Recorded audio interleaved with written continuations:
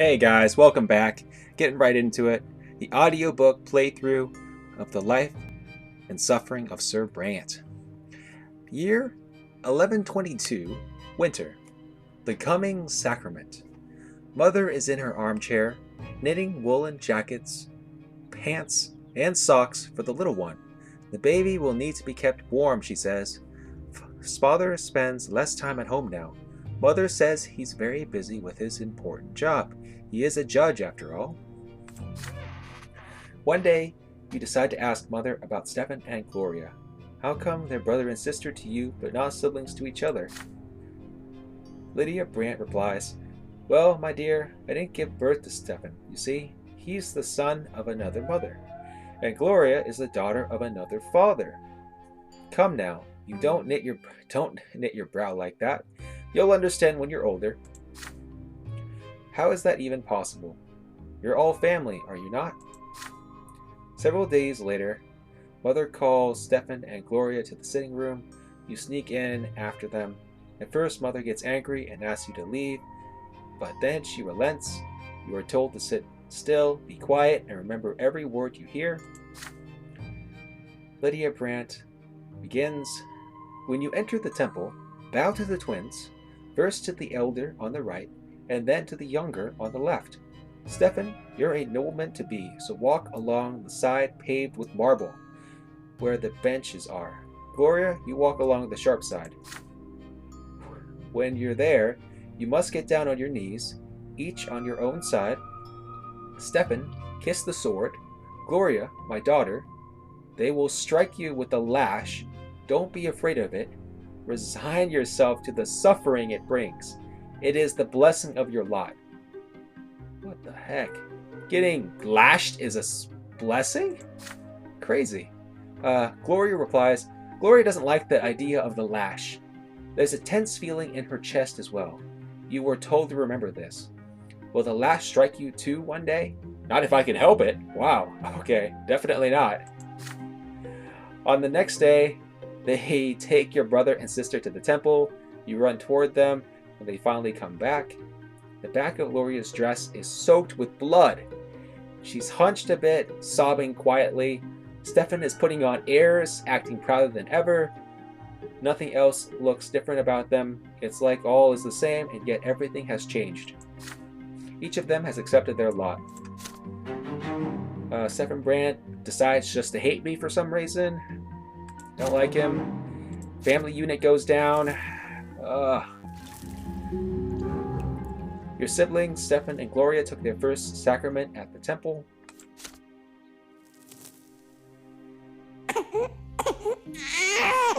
The newborn's cry. You eye the little bundle in your father's arms with curiosity. Behind the many layers of swaddling clothes is your newborn baby brother.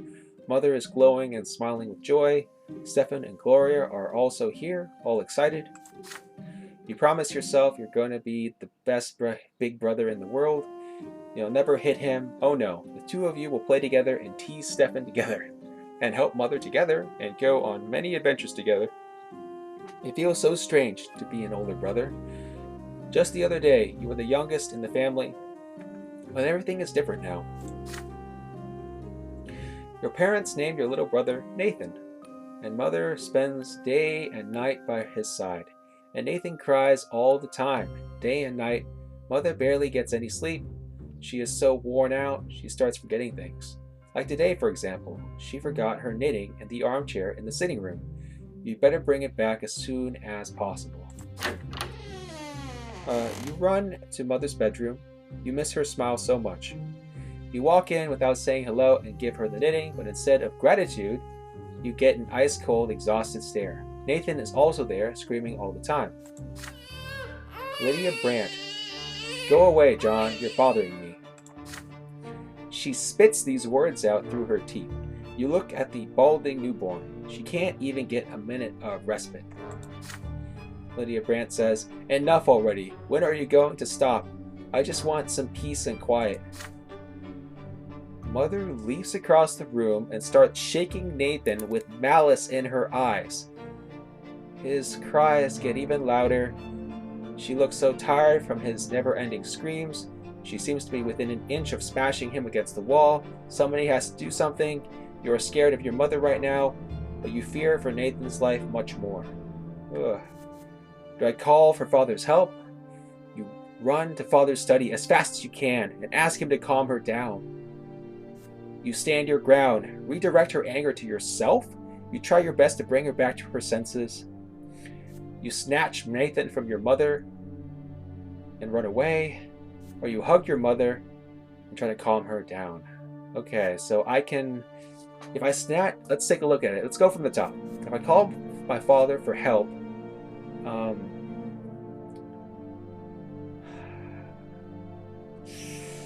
relying on my father to do it, maybe, is that a good idea?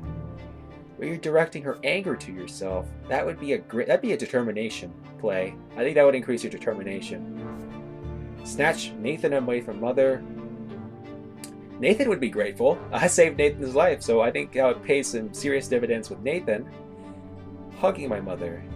I can do this one because I have a willpower above 0, and I can do this one because my mother is grateful. I hug my mother. Might be the right play to do, hugging my mother. But then again, maybe I need my stats. Maybe I need the personality, determination. I mean, what do you think? What do you think? Say in the comments below, like, which one of these would you have done? I'm gonna try to hug her. I'm gonna try to be a good son. Oh gosh.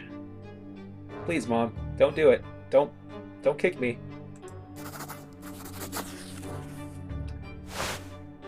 You walk up to Mother quickly and lock her tightly in an embrace. Your arms are too short and the folds of her dress get in the way, but that does not stop you. She shudders at your unexpected touch and tries to free herself. Lydia Brante says, "Stop! Let go of me! Stop tormenting me!" But you only latch onto her even tighter. There's no way you're letting her go now. Not even if she screams at you or hits you. No way. You are here now. You will protect her and comfort her. Nathan stops screaming and an odd sobbing sound escapes his little baby mouth, as if he is too tired to scream. Mother accepts your sudden presence now. You feel her relax and her movements become calmer, but there is still no way of your letting go, not yet. Then you hear a quiet song, your mother's song. She is singing a lullaby to Nathan. She squeaks a little and starts snoring quietly. Then you calm down as well. Mother is now calmer in your embrace. Nathan is breathing quietly in his sleep. Lydia Brante says, "Now, please let me go, my dear. I have to put Nathan to bed." You release Mother. She puts Nathan back in the crib. After a little pause, she turns to you. Her face is still wary, but there is no sign of her anger. She sits down next to you. "Thank you, my son. The twins know I didn't want to hurt you or Nathan. I'm so sorry. Please don't be angry with me. You did what you needed to do. You gave me the strength to work through this." She hugs you tightly. You do the same and press your forehead against her. She smells like home. Your tears finally start to flow, but they are tears of happiness now. She pats you on the head and kisses your forehead.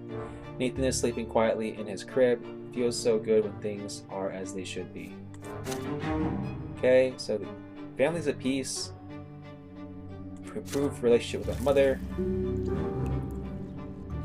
Okay. I need to seriously concentrate on perception and determination. Those personalities, I'm almost halfway through my adolescence and those qualities are still like rock bottom. I think I would rather have good perception than determination, but I'm going to try to get them both to 4. Oh. Robert Brante, John, today is your special day. The day when you begin your studies. Now teachers will be coming to your home to teach you, and you must do everything they say. Be diligent in your studies, and you will grow closer to the nobleman's lot. And since you must remember this day, your presence is in order. Lydia, get our little schoolboy dressed. I'm taking him to the market district. Stefan wants to come with you too, but father shushes him sternly. This is your day. Your elder brother is hurt to hear this, but stays quiet. The open carriage takes the two of you through the dusty, noisy city streets, a pleasant wind tussling your hair. Your city is called Anizuti.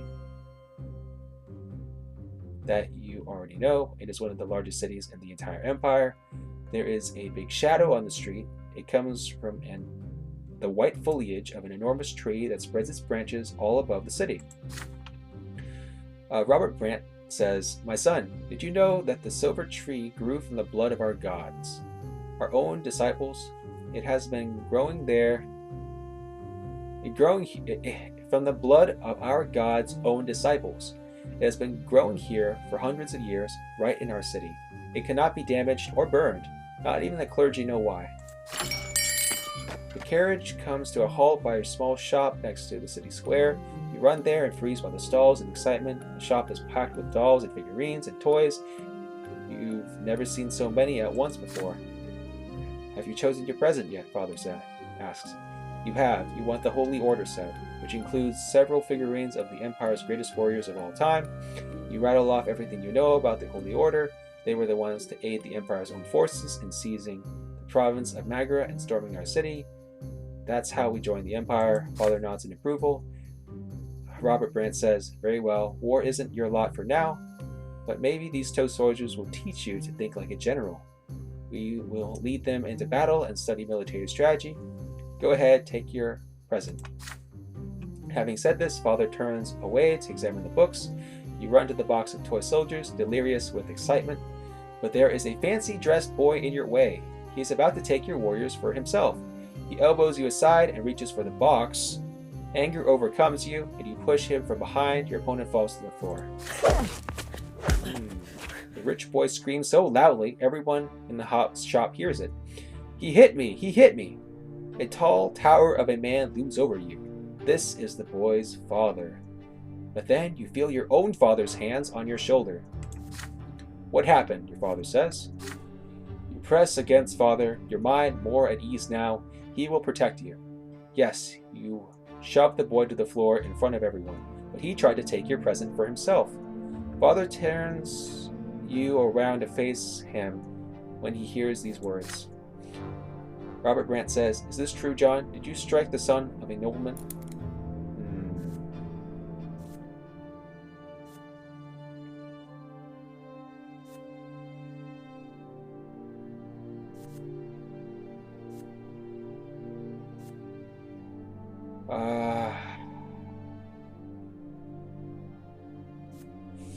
You can deny your guilt. You quietly say it was an accident.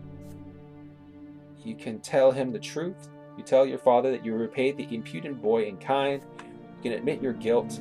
You step in between the adults and say that it was your fault.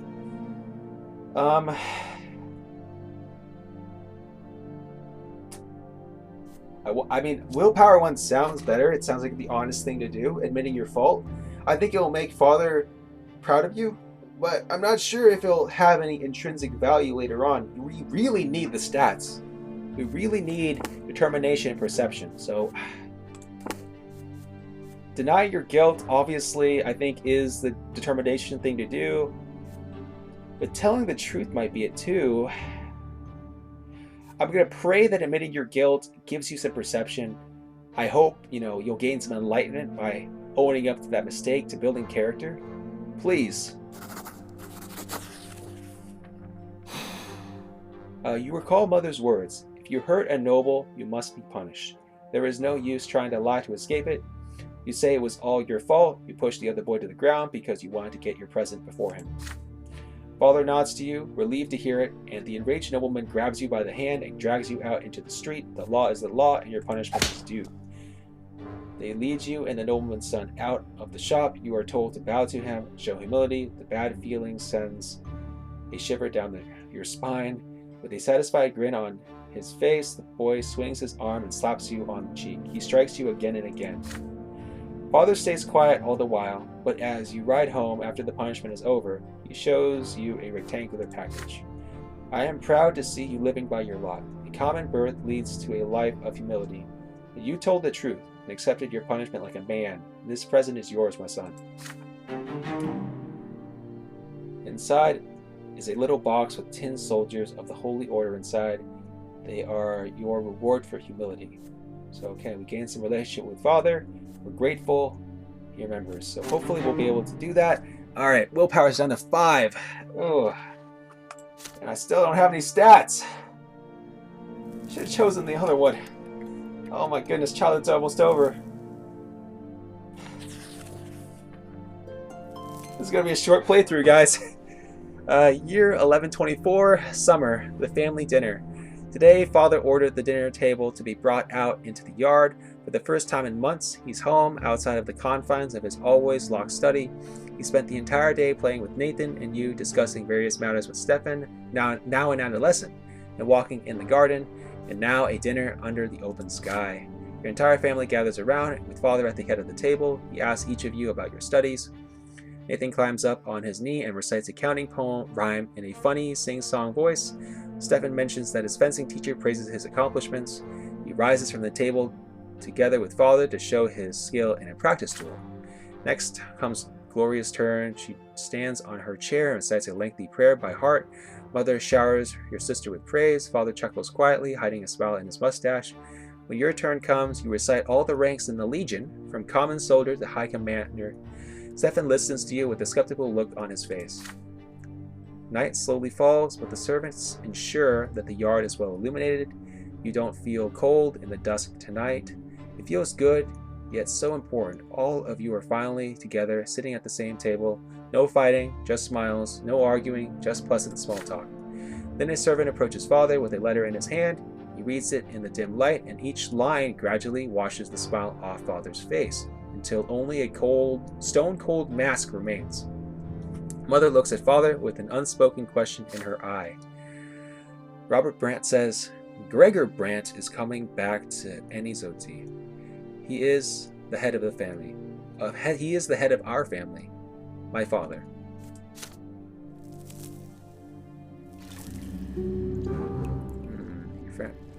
Grandfather's return. Grandfather Gregor Brant returns to the family home from the capital. Ever since the news of grandfather's impending arrival, there has not been a single day when the house has not been cleaned or decorated. Your parents anxiously make sure everything's in order. They tell you to wash your face and hands after walks and scold you for leaving books on the floor. They tell Gloria she will be flogged if she is ever seen hiding in the attic. They make Stefan stay in his room. Even bathing Nathan gets in trouble. Everyone is on edge. Then one day, grandfather arrives. It is a grim day. So hot your neck is sticky with sweat. Father, Mother, Stefan, Gloria, and you, and Nathan, the entire Brant family, stands on the porch in front of the house. The house servants line up behind you. The carriage arrives, and out steps a tall, gaunt, old man with a heavy walking stick and a heavier gaze. You cringe instinctively. Good health to you, Father. Children, greet your grandfather as you have been taught. Still trying to look like a real nobleman, are you? You can't fool me, Robert. I was the first of the Branch family to be ennobled by the mantle. I am the only one who remembers how to bear this burden properly. I live honorably by my lot, your father replies. Gregor Brant replies in kind. Your marriage to the low-born wench cuts us off from ever becoming nobles of the sword. My progeny could have been born bearing noble blood. Father, I beg you, this is not the place. Grandfather eyes him with scorn and walks away into the house, the entire family following close behind him. Gregor Brant says, I have been away far too long. The entire house is a mess. This is an insult. How can you live in such a pigsty? Robert, the servants have grown far too lazy, all thanks to your commoner of a wife. I warned you, did I not? And yet you did as you saw fit. And the children, what do they know of the tradition or honor? Robert Brant says, they are being raised in a virtuous family, Father. Gregor Brant says, and now you're speaking like a lowborn who's content to live in humility. Twins willing now that I am here, this will not happen again. I'm taking your oldest son to the capital. I see you cannot provide Stefan with a proper education, so I will correct your mistake. Your brother's face has been decided just like that. Father does not object. He orders the servants to prepare Stefan for the journey. Stefan freezes in place, glancing at grandfather and father again and again. The latter puts a hand on his shoulder reassuringly. Grandfather's lips are a tight line, white with contempt. The house is examined, room after room. Everything grandfather sees is showered with scorn. He scoffs at the crease on a blanket in Nathan's crib in mother's bedroom. He mocks Gloria's knitting in her room. The door to your room is next. What is this, Robert? Tin soldiers in your youngest son's room? He was born a commoner. I won't have him daydreaming of battle. Grandfather seizes the box containing the tin warriors of the Holy Order. Your father stays silent. Anger and fear boil within you. This was your big present from your first day of your studies. It meant so much to you. But what if he's right? What if you need your right, prove your right to the command to turn 2 soldiers first? Let me repeat that. What if you need to prove your right to command the toy soldiers first?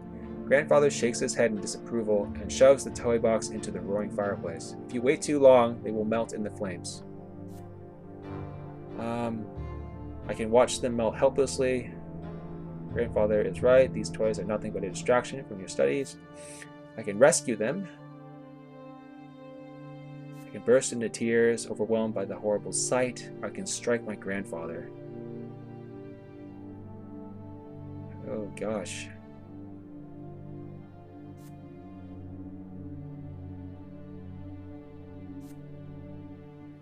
Oh, what would you do?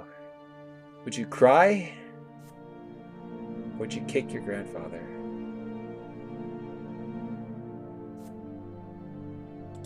I burst into tears. I don't want to kick him. The intrusion. You watch your beloved present, token of your father's love and care, burn before your very eyes. Tin melts, the unpleasant smell of burning paint fills the air. For a moment you cannot breathe, you see no reason to maintain your composure. The tears start flowing, burning your cheeks and staining your shirt. You hide your face in your hands. And then you hear your grandfather's voice dripping with the stain. So the boy is a weakling, just like his mother.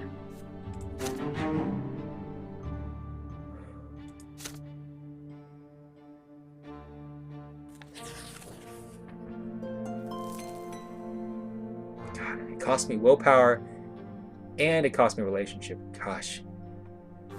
Soon, grandfather leaves. Your eldest brother, Stefan, goes with him. From that day on, father hires teachers, tend to you alone. They bore you with the monotonous lectures on writing, counting, and the way of life in the blessed Arcanian Empire.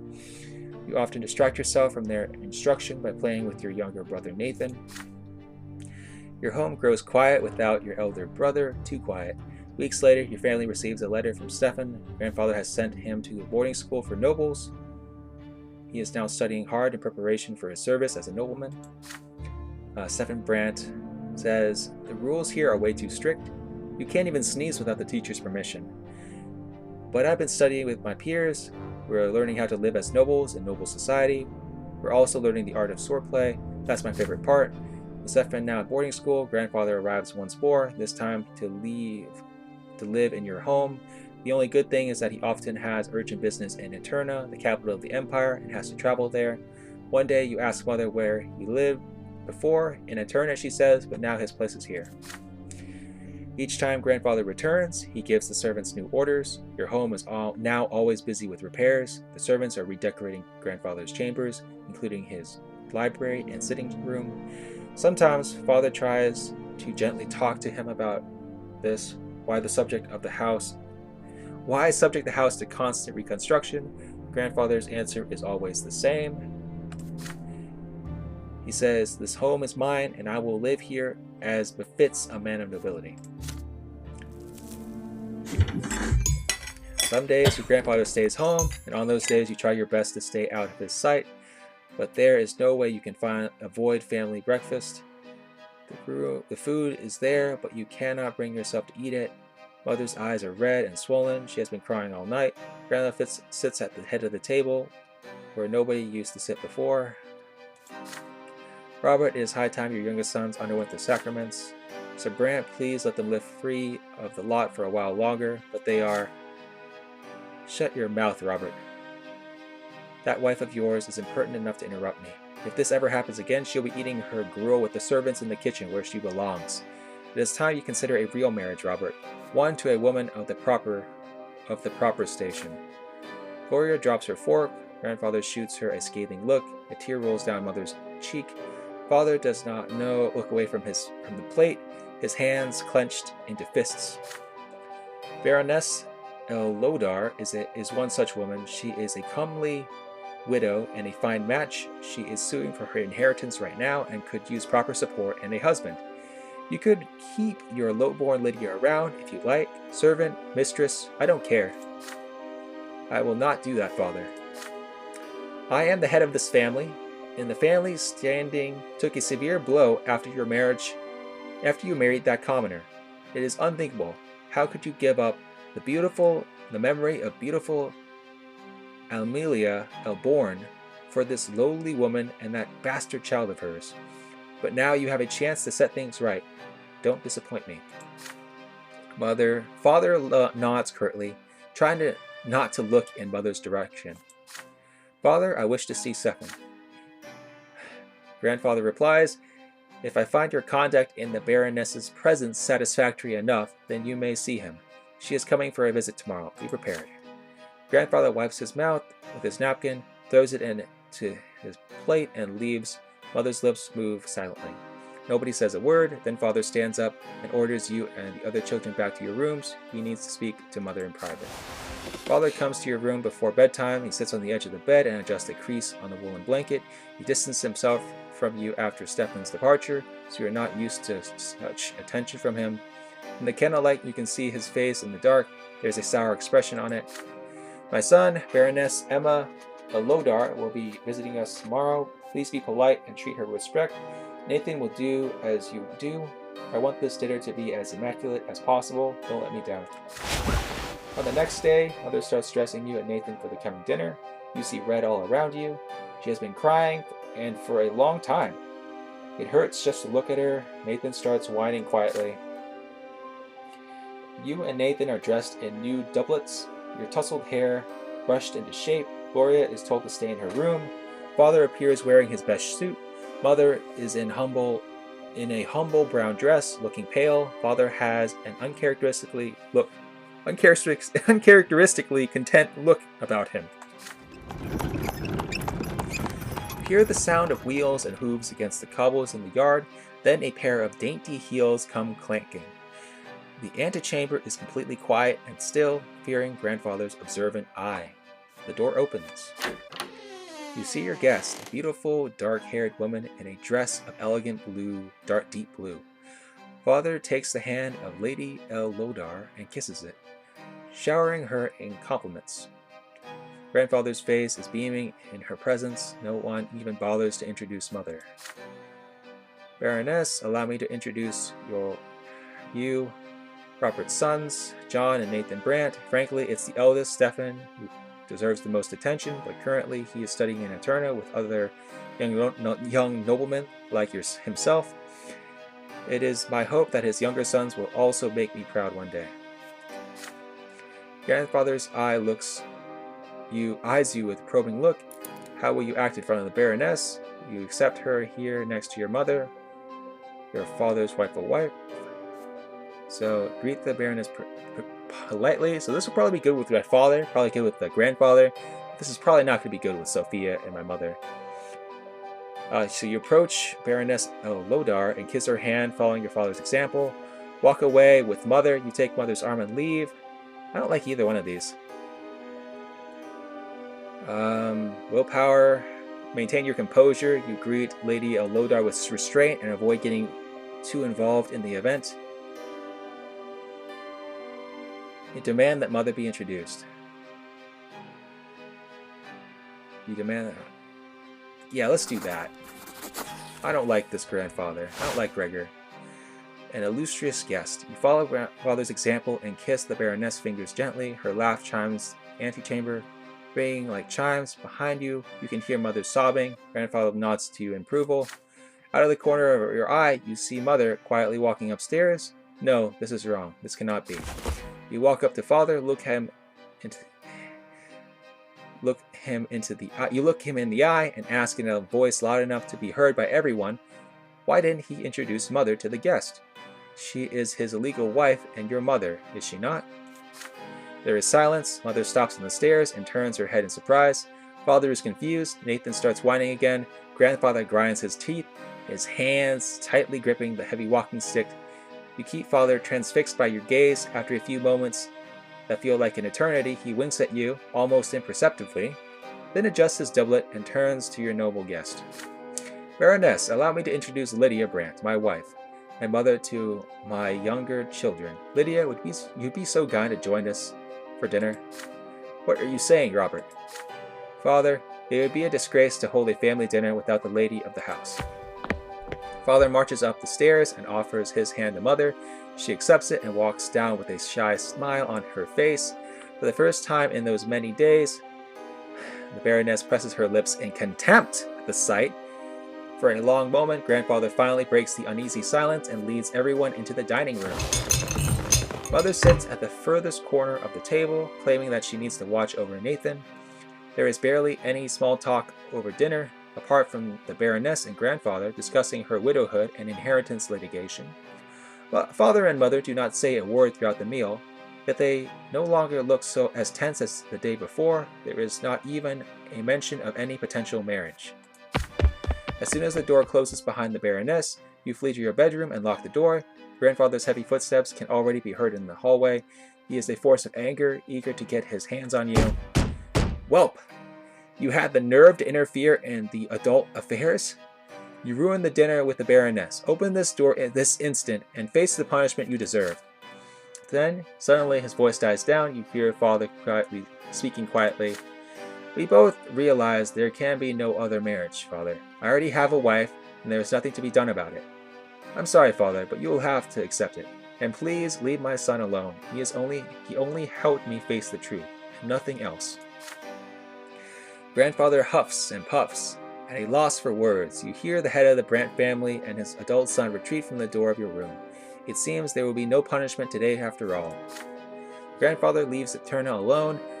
About a fortnight later, Father receives a letter from Stefan. It seems Grandfather told him about the incident with the Baroness, and so the letter is full of error. He writes that you have reminded high society about your father's marriage to a low-born woman, and now the family's reputation is at stake. Father winces when he reads Stefan's letter, deep in thought, but Mother is smiling again because of Father's actions, her joy, a quiet, happy glow. I don't care about Gregor Blaine. You can hate me all you want. But the loss in reputation, it's not good. But unity, right? Family unity is good. Okay.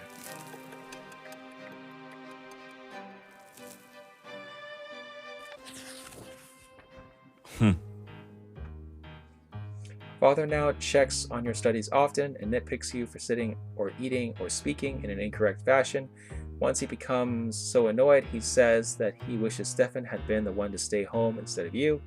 You never expect to hear these words from your father, of all people. Grandfather's trip to the capital took longer than expected. It feels lighter around the house without his presence. You allow yourself a little change of scenery. Instead of your room, you now busy yourself with reading and calculations in the sitting room across from the open door to the yard. Gloria has joined you today. She has already helped you progress through several complex passages in the book. Right now, she seems preoccupied with a strange tube. Aren't you hurt by the way Grandfather treats you? You ask. Gloria shrugs. Grandfather always says they should get rid of me. I'm used to it now. He hurts you a lot worse because you're closer to him. I just have to stay out of his way. That's it. She shows you the strange tube she has been holding all day. Look, it's a kaleidoscope. I got it as a gift. Want to see inside? Excited by the idea, you close the book and peer into the tiny hole on one end of the tube. Your eye sees a multitude of intricate patterns. Each turn of the tube reveals a new web of interwoven colors. They mesmerize you. The kaleidoscope turns the fire burning in the fireplace into cavalry made of flames. You are riding at the front of a fiery horseman, ready to face the enemy. Grandfather's face emerges from the intersecting lines. You swing the kaleidoscope like a sword, cutting him in half. Now you look at the blue sky through the window. The patterns are unending, secretive, and calm and peaceful, just like Father's smile before Grandfather's invasion. The deep blue gives way to a scattering of gold, radiating gentle warmth like mother's arms. This fleeting beauty too soon gives way to a hypnotic new pattern. Again and again, you see your family in these interconnecting figures as they come together and break apart. And in the middle of this golden glow, you see Gloria's green eyes gazing at you observantly. Your sister left you long ago. The books are abandoned and time slips away unchecked, but you are still busy peering into the kaleidoscope. Orders emerge from the chaos before your eyes again, but you cannot preserve it no matter how you try. You are caught in an internal conflict. There is so much that can be done with the kaleidoscope. Should you take it apart or ask Gloria how it works, or keep enjoying the patterns it shows you? You still have lessons to do. So I can take it apart using my willpower. I can look through it. You keep playing with the kaleidoscope as visions of warriors bathed in glory reveal themselves before you. You can return to your study. Choose to finish your studies first and share discoveries with Gloria later.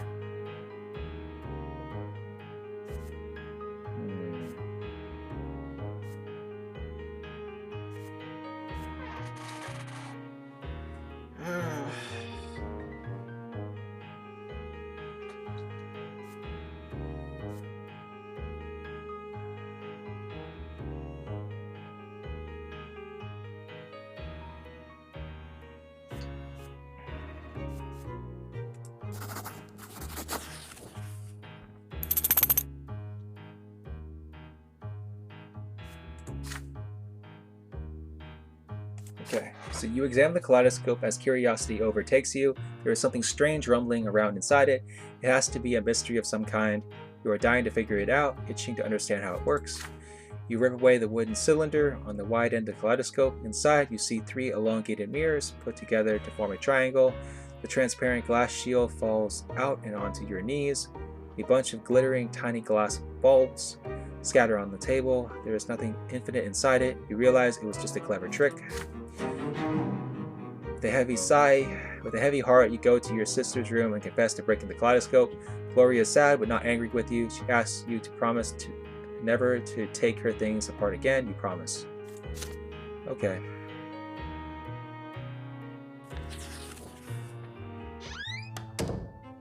Sweet Temptation. Alright guys, so that's going to be it for today's playthrough. I hope you guys enjoyed the video. If you like it, please drop a like and subscribe. I hope you guys have a great day and a fantastic week, and I'll see you in the next episode. Have a great one, guys.